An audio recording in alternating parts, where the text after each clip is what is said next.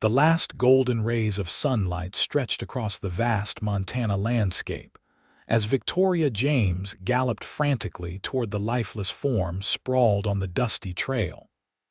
Blood pounded in her ears, matching the rhythm of her horse's hooves against the hard, packed earth.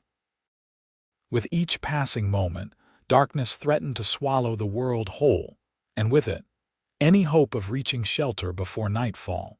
Victoria reined in her horse, a weathered palomino that had carried her faithfully for the past 3 years, and dismounted with practiced ease. Her muscles ached from days of hard riding, but she pushed the discomfort aside as she approached the motionless figure. The woman's face was barely recognizable beneath the blood and bruising, her simple cotton dress torn and soiled. "Madam," Victoria called, crouching beside the woman. "Can you hear me?" A faint moan escaped the woman's cracked lips, and Victoria's heart leaped. She was alive. The year was 1878, and the Montana Territory remained a lawless expanse where human life often held little value. Victoria knew this better than most. At 28, she had carved out a reputation that made grown men tremble. Some called her the Ghost Rider, others the Vengeance of the West.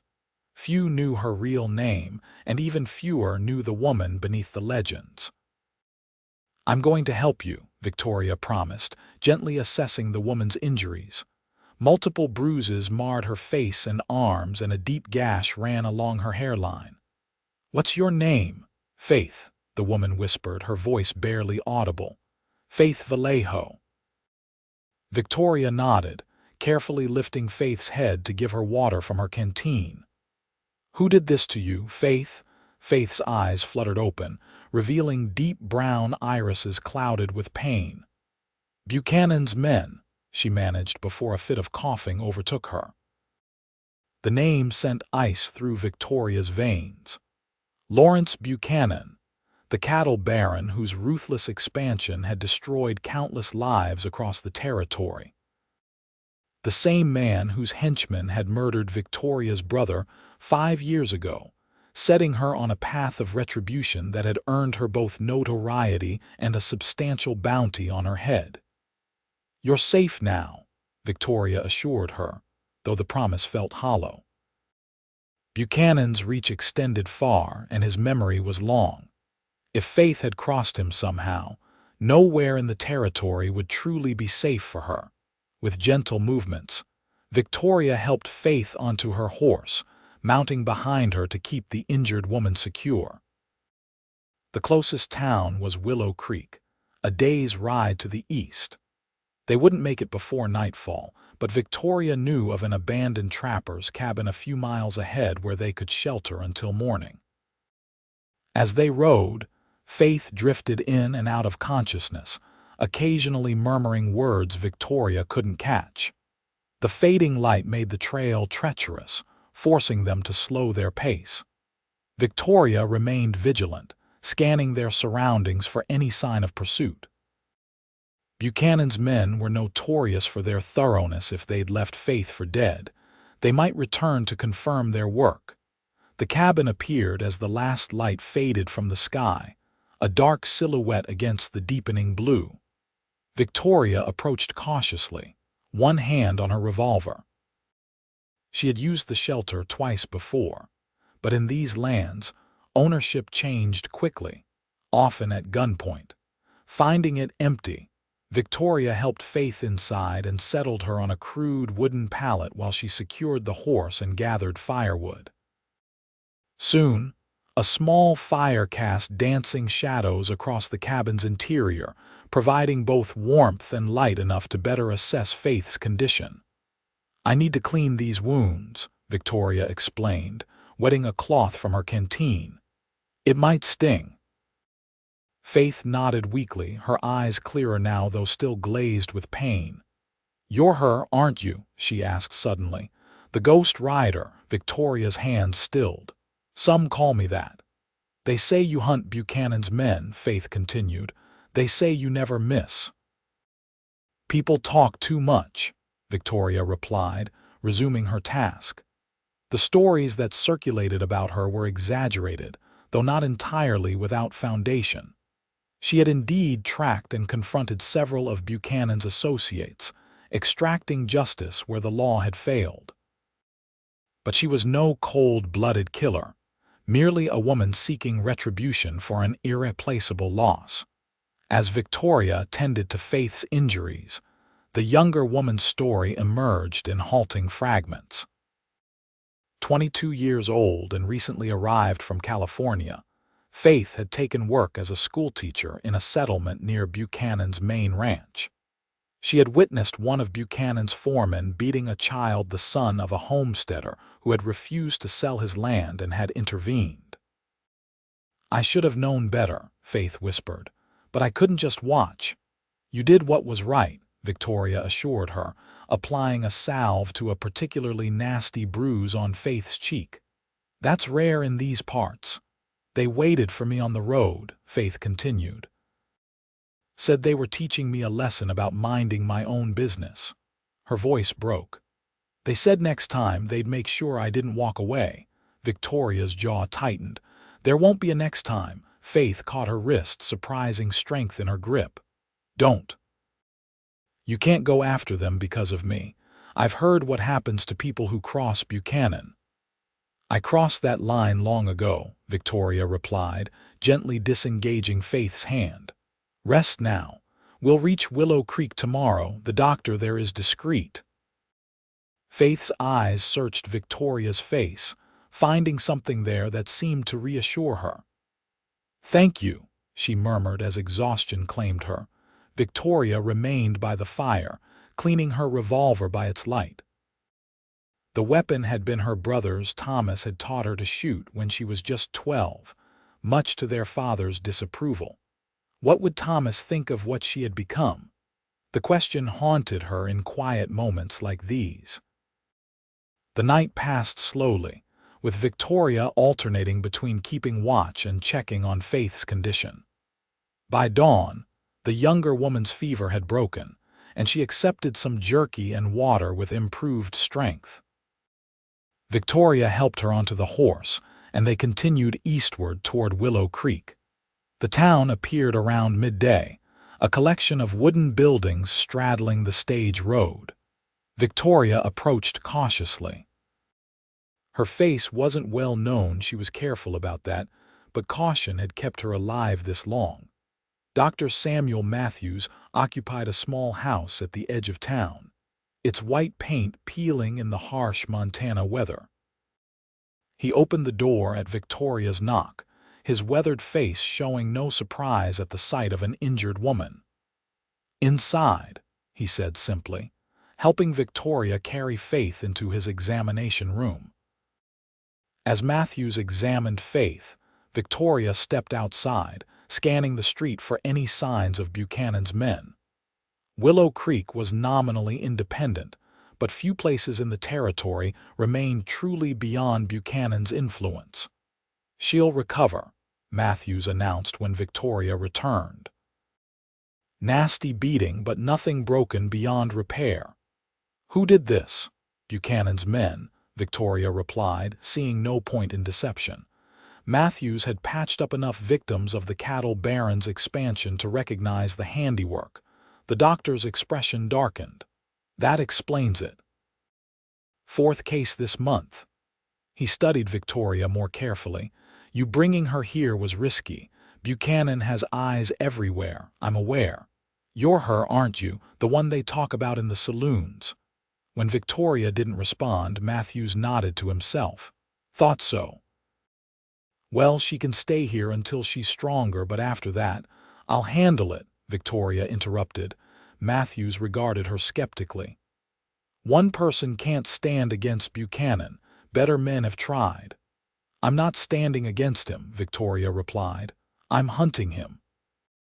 The doctor's expression suggested he thought her insane, but he merely shrugged. "Your funeral.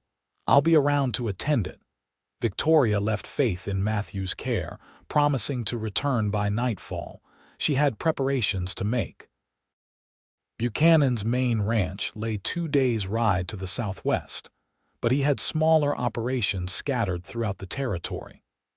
One such outpost existed just beyond Willow Creek, a way station for his cattle drives, and a gathering place for his hired guns. At the general store, Victoria purchased supplies, ammunition, bandages, preserved food. The shopkeeper eyed her curiously but asked no questions when she paid in silver coins.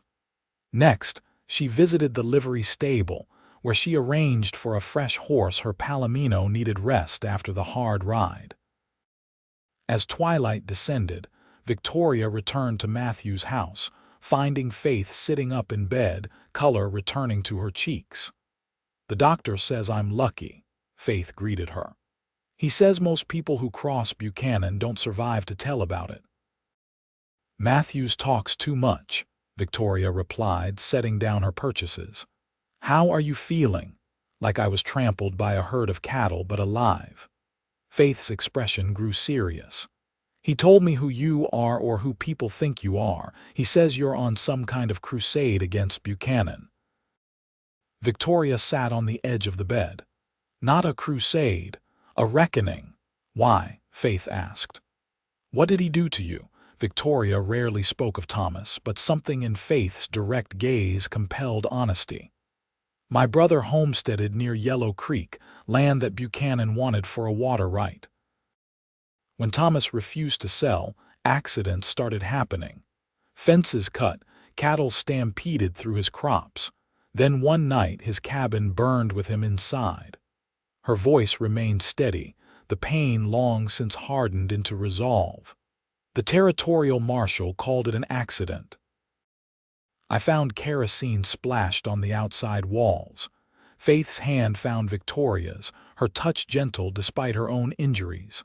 "I'm sorry. It was 5 years ago. Some wounds never fully heal," Faith observed quietly. For a moment they sat in silence, connected by shared suffering at the hands of the same man. Then Victoria stood, breaking the contact. "I've secured a room at the boarding house," she said. "Once you're well enough to travel, we'll need to move on. Willow Creek isn't safe for either of us." "Where will we go?" Faith asked. "North, perhaps, into Canada if necessary. Buchanan's reach doesn't extend that far," Faith frowned. "Run and hide, you mean?" "Live," Victoria corrected. "There's no shame in survival." "Says the woman who spent 5 years hunting her brother's killers," Faith pointed out, a hint of challenge in her voice. "You're not running." "Why should I?" Victoria studied Faith with new appreciation. Beneath the schoolteacher's proper exterior lay a spine of steel. "This isn't your fight." "They made it my fight when they left me for dead on that trail," Faith countered. "I won't spend my life looking over my shoulder jumping at shadows." Before Victoria could respond, Matthews burst into the room, his expression grim. "Riders coming into town," he announced. "Buchanan's brand on their horses, 6 of them, asking questions at the saloon." Victoria's hand moved instinctively to her revolver. "Looking for us," describing a beaten woman and asking if anyone's seen her. Word travels fast. Matthews began gathering medical supplies. "There's a root cellar behind the kitchen. It's not comfortable, but—" "No," Victoria interrupted. "They'll search the house. First place they'll look for an injured woman is the doctor's." She turned to Faith. "Can you walk?" Faith nodded, already pushing herself upright. "If the alternative is being found by them, I can fly." Victoria helped Faith dress, noting with approval how the younger woman bit back sounds of pain. Every moment counted now. Matthews brought them out through the back door, pointing them toward a narrow alley between buildings. "The livery stable backs onto Willow Creek itself," he instructed. "Wade upstream a 1/4 mile and you'll find an old trapper's path. It leads to a lined shack the stage company uses during winter storms." Victoria gripped his arm in thanks. "If they ask." "Never saw either of you," Matthews assured her. "Now go." Supporting Faith's weight, Victoria guided them through the darkening town, keeping to shadows and avoiding the main street where lanterns illuminated the saloon and general store. Faith moved with determination despite her injuries, her breathing controlled and even. They reached the livery stable without incident, but as Victoria prepared to retrieve her newly purchased horse, voices sounded from the front of the building. Men's voices, rough with liquor and purpose. "Check the stalls," one ordered. "Mason swears he saw a woman matching the description buying a horse here this afternoon." Victoria pulled Faith behind a stack of hay bales, drawing her revolver. The stable was poorly lit, with only a single lantern hanging near the entrance. If they remained still, they might avoid detection. Heavy boots crunched on straw as one of Buchanan's men moved between the stalls, checking each horse. Victoria could make out his silhouette, tall, broad-shouldered, with a rifle cradled in his arms. "Nothing back here, Jenks," he called. "Check again," came the reply. "Buchanan wants this woman found." Victoria felt Faith tense beside her. They were trapped with no clear path to either the creek behind the stable or the main doors. Fighting would mean noise, which would draw the others. Even if they escaped these two, the entire town would be alerted. The man approached their hiding place, his boot steps slowing as he neared the hay bales. Victoria readied her weapon, calculating angles and timing, if she took him quickly and silently enough. Faith suddenly squeezed her arm and pointed upward. Above them, a hayloft extended across the rear of the stable with a ladder leading up to it. Victoria nodded in understanding. While the man's back was turned, checking a nearby stall, they crept to the ladder. Faith went first, climbing with impressive agility despite her injuries. Victoria followed, wincing at every creak of the wooden rungs. They had just pulled themselves onto the loft when the man turned, alerted by some sound. He approached the ladder, peering upward into the darkness. Victoria held her breath, one hand covering Faith's mouth, the other gripping her revolver. "Jenks," a voice called from outside. "Riders spotted heading north out of town. Could be them." The man below hesitated, then turned away. "Coming," he shouted, hurrying toward the stable entrance. Victoria and Faith remained motionless until the sound of hoofbeats faded into the distance. Only then did they allow themselves to breathe normally again. "That was too close," Faith whispered. "It'll get closer before we're clear," Victoria replied. "They'll realize the North Trail is a false lead soon enough." They climbed down and made their way to the rear of the stable. A small door opened onto the creek, just as Matthews had described. The water ran shallow but swift, its surface black in the moonlight. Victoria helped Faith into the creek, both women gasping at the cold. They waded upstream, using the flowing water to hide their trail. Faith stumbled frequently on the slippery rocks but made no complaint, her face set with determination. After what seemed an eternity, Victoria spotted the trapper's path cutting away from the creek into dense pines. They followed it, dripping and shivering, until the promised line shack appeared, a simple one-room structure built of logs and chinked with mud. Inside, Victoria found supplies left by the stage company: dry firewood, tinned food, blankets. She quickly built a fire while Faith stripped off her wet outer clothing, wrapping herself in a blanket. "Will they find us here?" Faith asked, her teeth chattering. "Eventually, if they're determined enough," Victoria admitted. "But not tonight. The path is nearly invisible in darkness." They shared a meager meal of beans and hardtack, the fire gradually warming the small space. Faith's coloring improved as she thawed, though exhaustion lined her face. "You should rest," Victoria suggested. "Tomorrow will be another hard day." Faith studied her across the fire. "What's your plan? We can't keep running forever." Victoria had been considering this question since they'd fled Matthew's house. Buchanan's men are searching for us, which means they're spread thin. His main ranch will be less guarded than usual. Faith's eyes widened. You're going after Buchanan himself. He's the head of the snake. Cut it off and the body dies. That's suicide, Faith protested. Even if his men are searching for us, he'll have protection. I've watched his operations for years, Victoria explained. I know his routines, his weaknesses. I've been waiting for the right moment. And you think this is it, when his entire organization is hunting us? Sometimes the best place to hide is in plain sight, Victoria replied. No one will expect us to move toward danger rather than away from it. Faith was quiet for a long moment, the firelight playing across her features.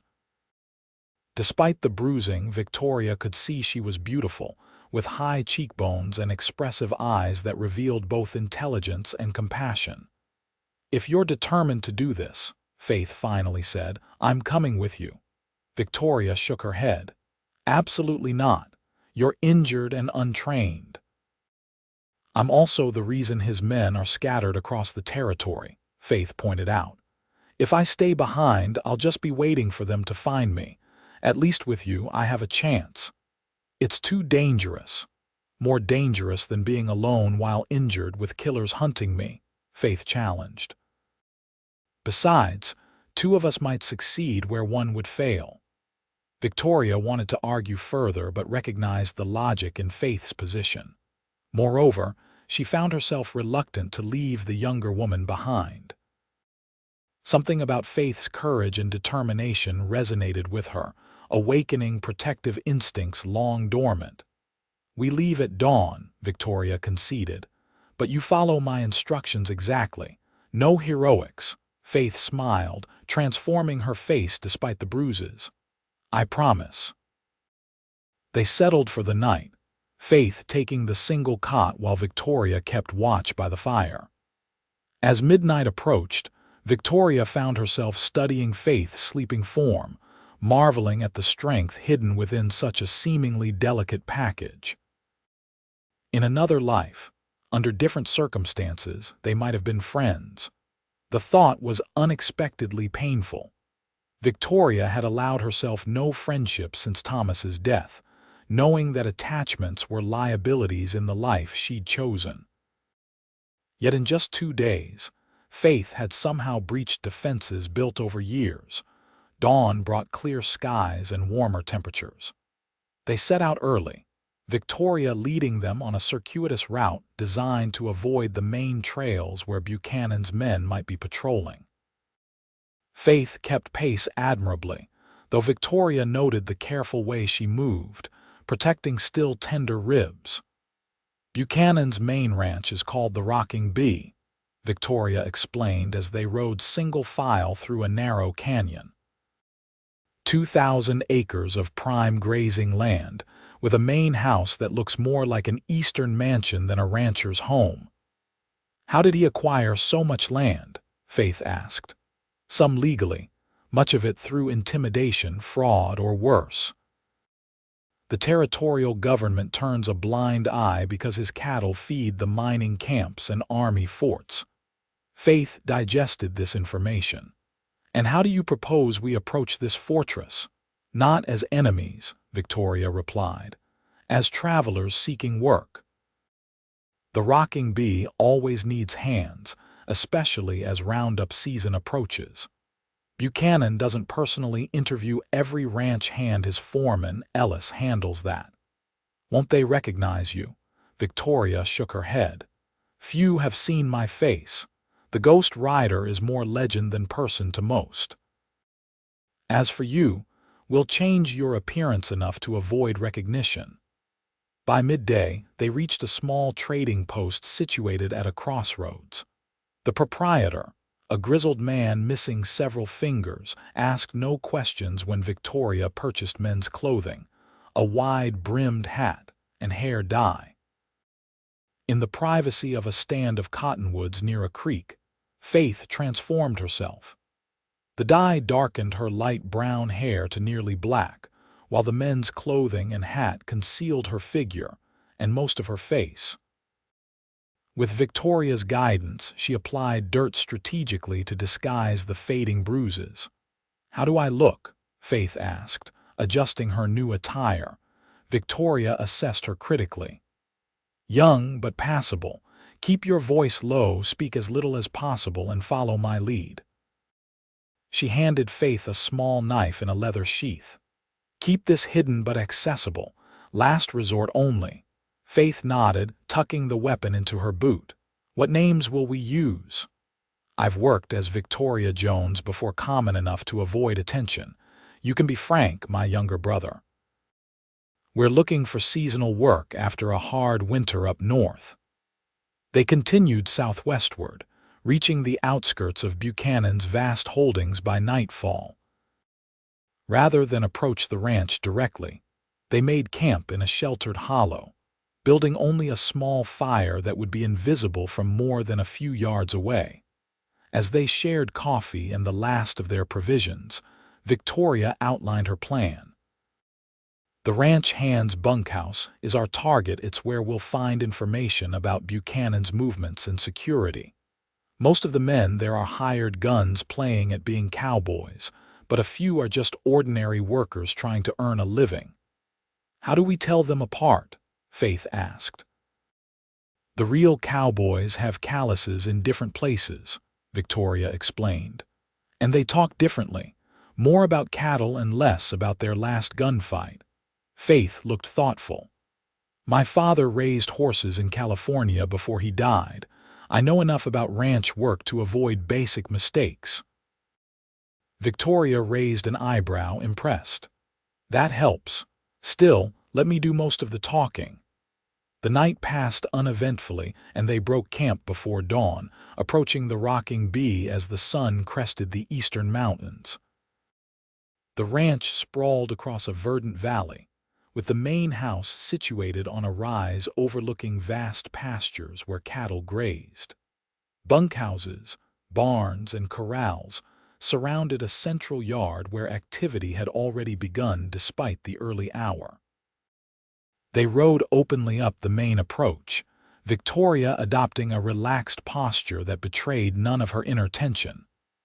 Faith followed her example, hunching slightly to appear more boyish beneath her oversized clothing.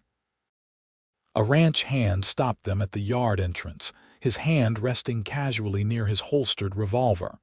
"Help you folks, looking for work," Victoria replied easily. "Heard the Rocking Bee might be hiring ahead of Roundup."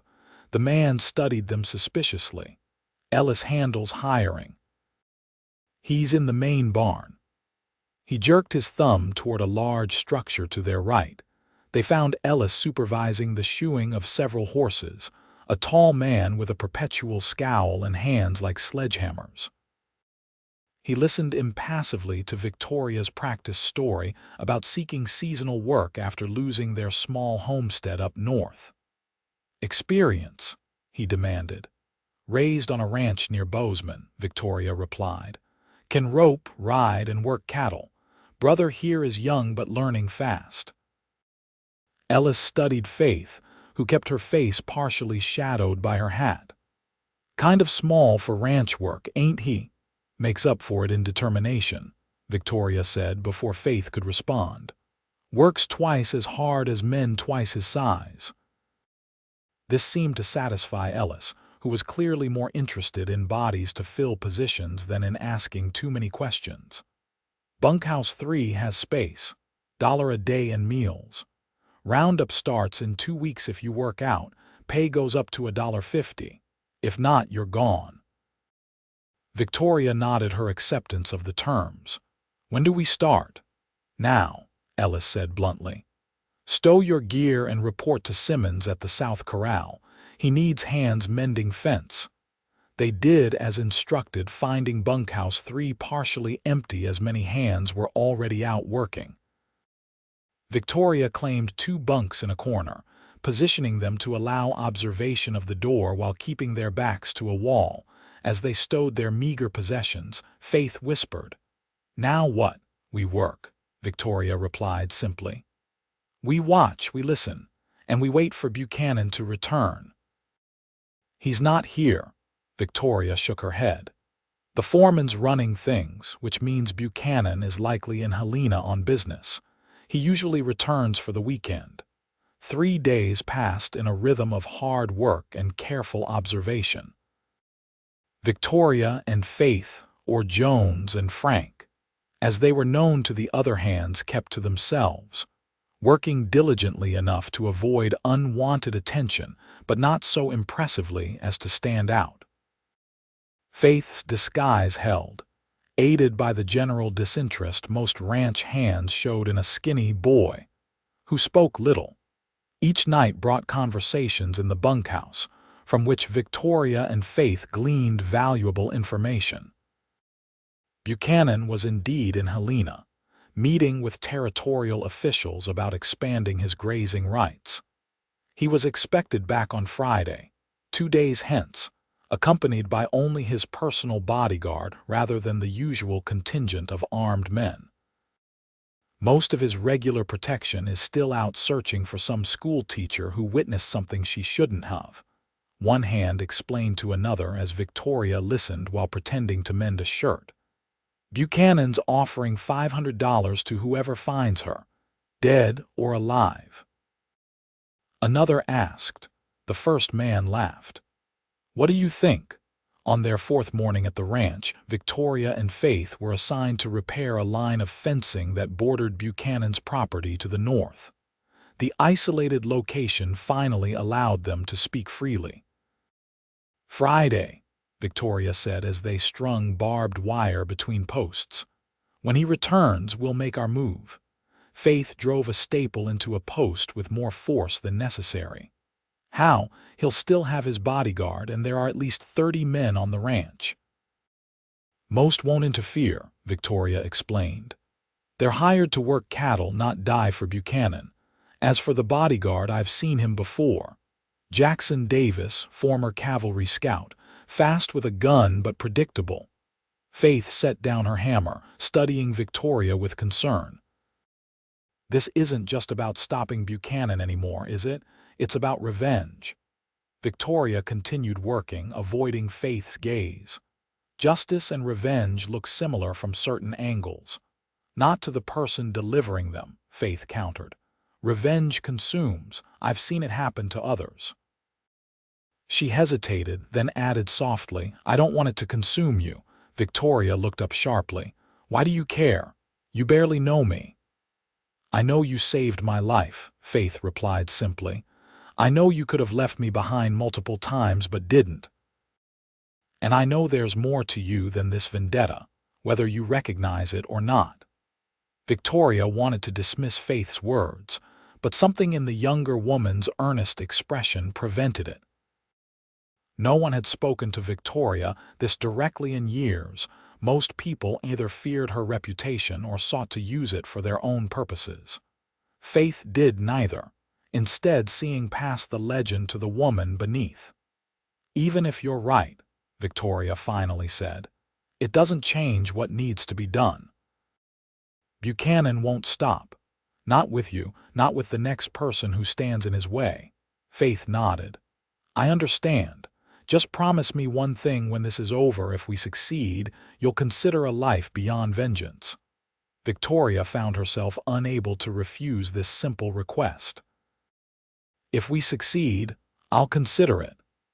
They completed their work in companionable silence, each lost in private thoughts. As sunset approached, they returned to the ranch headquarters, where unusual activity suggested something significant had occurred. Men gathered in small groups, talking in low, urgent voices. Ellis stormed across the yard, barking orders to several hands who hurried to comply. Victoria caught the arm of a passing worker she'd established minimal rapport with over the previous days. What's happening? She asked. The man glanced around before answering. Buchanan's returning tonight instead of Friday. Word came by rider an hour ago. Something about important news from Helena. Victoria exchanged a meaningful look with Faith. Their timeline had just accelerated dramatically. They needed to adjust their plans immediately. Under the guise of retrieving tools from the barn, they slipped away from the gathering ranch hands to confer privately. "Tonight changes everything," Victoria whispered. "We're not prepared." Faith's expression was determined. "Or it's the opportunity we need. With his return unexpected, security might be lighter." Victoria considered this. "Possibly, but we'll have less information about his movements, less time to position ourselves." "What do we do?" Faith asked. Before Victoria could respond, Ellis's voice boomed across the yard. "Jones, get out here." Victoria tensed, her hand instinctively moving toward her concealed revolver. Had they been discovered? She motioned for Faith to remain hidden, then stepped out of the barn. "Yes, sir," she called, approaching Ellis with deliberate casualness. The foreman scowled. "Buchanan's arriving late tonight. Need someone to stand watch at the main gate, make sure he's not disturbed when he arrives. You're new enough not to be tired of the job yet." Relief flooded through Victoria. Not suspicion, an opportunity. "Yes, sir. When should I report?" 8 o'clock. Bring a lantern. Might be a long night. He's coming from Helena and the roads are bad after yesterday's rain." Victoria nodded her understanding and returned to the barn once Ellis moved on. Faith emerged from her hiding place, eyes wide with excitement. "Did you hear?" Faith whispered. "Gate duty," Victoria confirmed. "It's perfect. I'll have clear sight of his arrival." "What about me?" Victoria hesitated. "You should stay in the bunkhouse. One of us missing might go unnoticed, but both would raise questions." Faith shook her head firmly. "I'm coming with you. We agreed to face this together." Victoria wanted to argue but recognized the same determination that had brought Faith this far despite her injuries and lack of experience. "Very well, but we'll need an excuse for both of us to be absent." They formulated a simple plan. Faith would feign illness during the evening meal, and Victoria would volunteer to check on her brother periodically throughout the night. This would explain Victoria's occasional absences from her post without arousing suspicion. As darkness fell, their plan proceeded smoothly. Faith's performance of a sudden stomach ailment was convincing enough that the cook even provided a remedy of dubious composition, which Faith pretended to drink before retiring to the bunkhouse. Victoria reported for gate duty at 8, lantern in hand, receiving brief instructions from the departing guard. "Just keep the gate closed until Buchanan arrives," the man told her. "Let him through, then close it behind him. Nobody else in or out without Ellis's direct order." Victoria nodded her understanding, settling into position as the man departed. Once alone, she examined her surroundings. The main gate stood approximately half a mile from the ranch headquarters, offering privacy but also isolation. A small guardhouse provided minimal shelter from the elements. An hour passed before Faith appeared, moving silently through the shadows. "Everyone's settled in for the night," she reported. "Most think Buchanan won't arrive until after midnight." Victoria nodded. "That gives us time to prepare." She removed her revolver from its hiding place within her jacket, checking the chambers methodically. "When he arrives, I'll approach his wagon alone. You remain hidden until I give the signal." Faith frowned. "What signal? If all goes well, I'll simply call for you, if not." Victoria hesitated. "If something happens to me, don't engage. Flee immediately, head north toward the Canadian border." "I won't leave you," Faith protested. "You will," Victoria insisted. "Promise me, Faith. One of us needs to survive to testify against Buchanan if it comes to that." Faith reluctantly agreed, though her expression suggested she had no intention of abandoning Victoria if trouble arose. They settled in to wait, speaking little but drawing comfort from each other's presence. Just after 11, the distant sound of hoofbeats broke the night's stillness. Victoria tensed, raising her lantern to peer into the darkness. A wagon appeared on the road, moving at a steady pace despite the late hour. Two figures sat on the driver's bench, one large and imposing, the other slighter but still clearly male. "It's him," Victoria whispered. "Remember the plan. Stay hidden until I call." Faith squeezed her arm briefly before melting into the shadows behind the guardhouse. Victoria straightened her clothing, adjusted her hat, and moved to open the gate as the wagon approached. Lawrence Buchanan was a bear of a man, broad-shouldered and barrel-chested, with a thick beard streaked with gray. Even seated on the wagon bench, he dominated the space, his presence commanding and intimidating. Beside him sat Jackson Davis, his bodyguard, whose eyes constantly scanned their surroundings. "Evening, sir," Victoria called, holding up her lantern. "Welcome back to the Rocking Bee." Buchanan barely acknowledged her, but Davis studied her face in the lantern light. "New hand?" he asked. "Yes, sir. Victoria Jones. Started this week." Davis nodded, seemingly satisfied with her explanation. Buchanan flicked the reins, moving the wagon through the open gate. As they passed, Victoria caught fragments of their conversation, something about territorial rights and pending legislation. Her heart pounded as she closed the gate behind them. Now came the crucial moment. She needed to act before they reached the main house and its additional security. "Sir," she called, hurrying after the wagon. "Mr. Buchanan, Ellis asked me to deliver a message upon your arrival." The wagon slowed, then stopped. Davis turned, his hand moving toward his holster. "What message?" Victoria approached carefully, keeping her own hands visible. "About the northern fence line, sir. There's been damage that requires immediate attention." Buchanan sighed heavily. "Can't it wait until morning, girl?" "Ellis thought you'd want to know immediately, sir. Something about potential cattle rustling." This caught Buchanan's attention, as Victoria had known it would. Cattle theft was the one thing guaranteed to provoke an immediate response from any rancher. "How bad?" he demanded. Victoria stepped closer to the wagon. "Several sections down, sir. Ellis said to show you the map he marked." She reached into her jacket as if retrieving a map. Davis tensed, his eyes narrowing with suspicion. Victoria moved deliberately, knowing that any sudden motion would prompt the bodyguard to draw. "Where exactly?" Buchanan began, but stopped abruptly as Victoria withdrew not a map but her revolver, aiming it directly at his chest.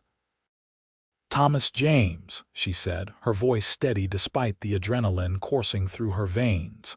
"Remember that name?" Confusion crossed Buchanan's face, followed by dawning recognition. "The homesteader from Yellow Creek." His eyes narrowed. "So you're his sister, the one they call the Ghost Rider." Davis began to draw his weapon, but Victoria shook her head. "Don't.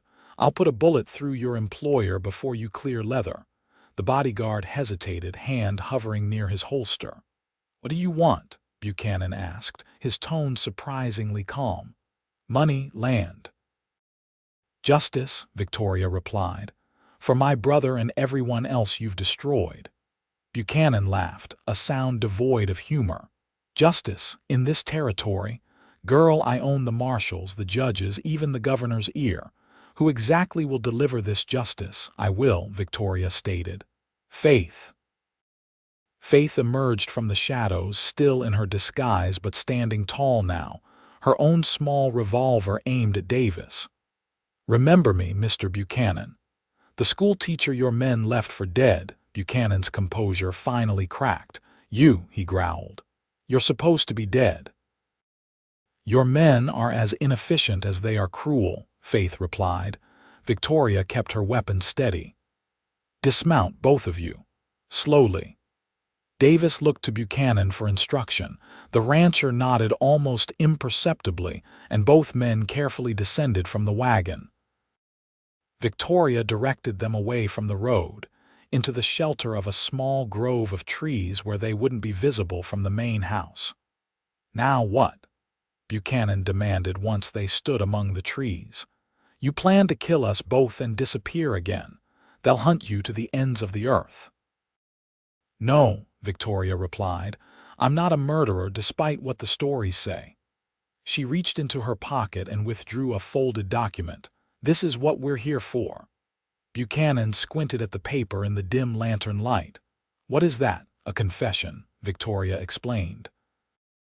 "Detailing your involvement in the murder of Thomas James, the assault on Faith Vallejo, and numerous other crimes committed under your direction." Buchanan laughed again. "And you expect me to sign this? You're more foolish than I thought." "I expect you to make a choice," Victoria corrected. "Sign it, and we deliver it to the territorial governor along with Faith's testimony. Face a trial and whatever sentence the law decrees. Or refuse, and yes, I put a bullet in you here and now." "You're bluffing," Buchanan said, though uncertainty had crept into his voice. "You've had 5 years to kill me. Why haven't you?" "Because I wanted justice, not vengeance," Victoria replied. "But I've waited long enough." Faith stepped forward, her revolver still trained on Davis. "The territorial governor received a telegram yesterday from the Department of Justice. Federal marshals are investigating corruption in Montana Territory, specifically involving land acquisition and water rights." Buchanan's expression darkened. "How do you know that?" "We have friends," Faith said simply. Victoria extended the confession and a pencil. "Your choice, Mr. Buchanan. Trial or bullet. Either way, your empire ends tonight." Buchanan's face contorted with rage. "Davis," he barked, "kill them both." The bodyguard moved with surprising speed for his size, drawing his weapon even as he lunged toward Faith. Victoria fired, her bullet striking Davis in the shoulder and spinning him backward. Faith stumbled but maintained her footing, keeping her revolver aimed at the wounded man. Buchanan used the distraction to charge Victoria, his massive form barreling into her with the force of a charging bull. They crashed to the ground, the impact driving the air from Victoria's lungs. Her revolver flew from her grasp, landing somewhere in the darkness beyond reach. Buchanan's hands closed around her throat, his weight pinning her to the earth. Victoria fought desperately, clawing at his grip, driving her knee upward into his midsection. The rancher grunted but maintained his hold, his face contorted with murderous rage. "Should have killed me when you had the chance," he snarled, tightening his grip. Darkness crept into the edges of Victoria's vision as her lungs screamed for air. She heard Faith shout something, but the words seemed distant, unimportant as consciousness began to slip away. A gunshot cracked through the night, followed by a second. Buchanan's grip suddenly relaxed, his expression one of shock rather than rage. He slumped sideways, clutching his chest where blood blossomed across his shirt. Faith stood over them, her small revolver still aimed at Buchanan's fallen form, her face pale but resolute in the lantern light. She had shot him twice in the back. "Faith," Victoria gasped, rolling away from Buchanan and struggling to her feet. "Are you all right?" Faith nodded, though her hands trembled visibly. "Davis is unconscious. I hit him with a rock when he tried to stand." They turned their attention to Buchanan, who lay on his side, blood pooling beneath him. He was still alive, but his breathing came in wet, labored gasps. Victoria knelt beside him, keeping a safe distance. "Help me," Buchanan wheezed. "Get a doctor." Victoria studied him dispassionately. "Sign the confession first." Rage flashed in Buchanan's eyes, but it quickly faded to resignation as he seemed to recognize the severity of his wounds. With shaking hands, he took the document and pencil Faith provided, scrawling his signature at the bottom. "Now." "A doctor," he demanded, his voice weaker. Victoria took the signed confession, carefully folding it and securing it within her clothing. "We'll send help once we're clear of the ranch," she promised. though she suspected Buchanan would not survive long enough for assistance to arrive. As if confirming her assessment, Buchanan coughed violently, blood speckling his beard. "You've killed me," he accused. "You made your choice when you attacked," Victoria replied without remorse. "Just as you chose to burn my brother alive." Recognition flickered in Buchanan's fading eyes. "The homesteader," he murmured. "Didn't mean for him to die, just scare him off." "Yet he died all the same," Victoria said, "as have others who stood in your way." Buchanan's only response was another blood-filled cough. His eyes fixed on something distant, and his breathing slowed, then stopped altogether. Lawrence Buchanan, terror of the Montana Territory, was dead. Victoria checked Davis, confirming he remained unconscious but alive. They bound his hands and feet with rope from the wagon, then gathered their few possessions. "We need to move quickly," Victoria urged. "Someone may have heard the gunshots." They took Buchanan's wagon, driving it north away from the ranch at a pace that balanced speed with the need to avoid accidents in the darkness. Neither spoke for several miles, each processing the night's events in private. Finally, as they crossed a small stream that marked the boundary of Buchanan's property, Faith broke the silence. "What happens now?" Victoria considered the question.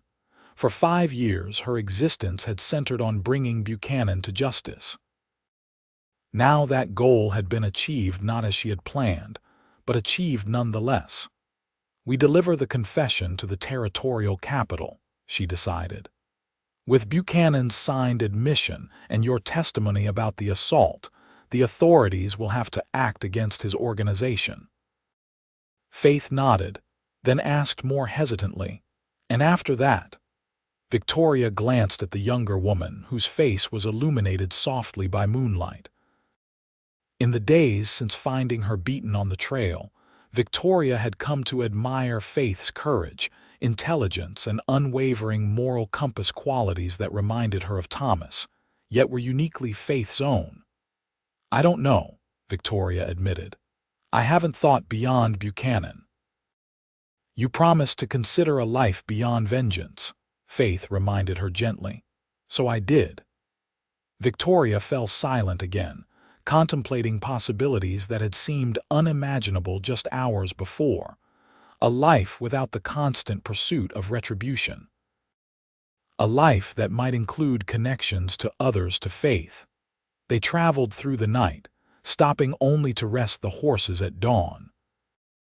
By midday, they reached a small settlement with a telegraph office, from which Victoria sent 2 messages, one to the territorial governor detailing Buchanan's confession, the other to Dr. Matthews in Willow Creek, informing him of their success and requesting assistance. Over the following weeks, the territory witnessed the dismantling of Buchanan's empire. With their leader dead and his signed confession in official hands, many of his associates turned on each other, offering testimony in exchange for leniency.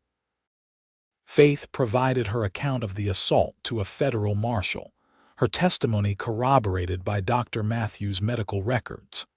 Victoria remained in the background during these proceedings, her role in Buchanan's demise known to few outside Faith and Matthews. The legend of the Ghost Rider gradually faded as those who had feared Buchanan's retribution began speaking openly about cattle rustling operations, land fraud, and other crimes committed under his direction. 2 months after Buchanan's death, Victoria and Faith stood on the porch of a small cabin overlooking the Gallatin Valley. The property had once belonged to Thomas. Victoria had reclaimed it through legal channels as Buchanan's fraudulent land deals were reversed by territorial courts. "It needs work," Victoria acknowledged, surveying the dilapidated structure. "Thomas always planned to expand it, build a proper ranch house eventually." Faith walked the perimeter, examining the foundation and surrounding land with a critical eye. "Good water access," she noted, fertile soil. With effort, it could become something special. Victoria watched her, struck by how naturally Faith fit into this landscape and into the tentative future Victoria had begun to envision. During their time together, what had begun as protective instinct had evolved into something deeper, more profound. Victoria found herself drawn to Faith's compassionate strength, her unwavering principles, her capacity for joy despite hardship. "Faith," Victoria said hesitantly, "I've been thinking about what comes next. For me, for us perhaps." Faith turned, her expression open yet guarded. "And I've lived with ghosts for 5 years," Victoria explained. "Thomas's ghost, the ghost rider, vengeance has been my only companion." She gestured toward the cabin. "I want something real now, something alive." Faith approached slowly, her eyes never leaving Victoria's face. "What are you saying exactly?" Victoria took a deep breath. "I'm saying I'd like to rebuild this place, make it a home again. And I'm hoping you might consider staying with me." "As what?" Faith asked, her voice soft but direct. "Partners, friends, all of that," Victoria replied. "And more if you're willing." "I know it's sudden, unconventional." Faith closed the distance between them, taking Victoria's hands in her own. "Nothing about our acquaintance has been conventional," she pointed out with a small smile. "From the moment you found me on that trail, we've been writing our own story." "Is that a yes?" Victoria asked, hope rising within her. Instead of answering with words, Faith leaned forward and pressed her lips to Victoria's in a kiss that conveyed everything words could not: trust, affection, promise. Victoria responded in kind, her arms encircling Faith's waist to draw her closer. When they finally separated, both slightly breathless, Faith rested her forehead against Victoria's. "Yes," she whispered. "It's a yes." Over the following year, they transformed both the cabin and themselves. The structure gradually expanded under their joint efforts, incorporating both Thomas's original vision and their own innovations. Victoria taught Faith to hunt and track, while Faith introduced Victoria to literature and music that had been absent from her life since childhood. They faced challenges, of course. Neighbors sometimes looked askance at 2 women maintaining a homestead without male assistance. Occasional visitors from Buchanan's former organization appeared, seeking revenge for their fallen employer. Yet together, Victoria and Faith faced each obstacle with the same determination that had brought down an empire. In the spring of 1880, they formally registered their property as the Rising Phoenix Ranch, a name Faith had suggested to symbolize rebirth from ashes. Victoria, once known only as the Ghost Rider, vengeful shadow of the territory, became recognized instead as a skilled horse breeder and trainer. Faith established a small school on their property, offering education to children from surrounding homesteads who lacked access to formal learning. On the anniversary of their first meeting, the day Victoria had found Faith beaten on the trail, they stood together on a hilltop, overlooking their flourishing ranch. The setting sun cast golden light across buildings, corrals, and fields that represented not just physical accomplishments but emotional ones as well. "Did you ever imagine this?" Faith asked, her arm linked through Victoria's. "When you found me that day, did you ever think we'd end up here?" Victoria shook her head. "I expected to die pursuing Buchanan," she admitted. "I had no vision beyond vengeance." "And now," Victoria turned to face Faith, taking both her hands, "now I see everything differently. I see a future worth building, a life worth living." She brushed a strand of hair from Faith's face, her touch gentle with reverence. "You gave me that. Your survival became my salvation as much as my vengeance became yours." Faith smiled, her eyes bright with emotion. "We saved each other." As twilight descended around them, Victoria reflected on the journey that had brought them to this moment. From violence and retribution had emerged something neither woman could have anticipated: healing, purpose, and a love as vast and enduring as the western landscape that surrounded them. The Ghost Rider had vanished, her vengeance fulfilled. In her place stood Victoria James, no longer defined by what she had lost, but by what she had found on a dusty trail in Montana territory, where salvation and love had arrived in the most unexpected form.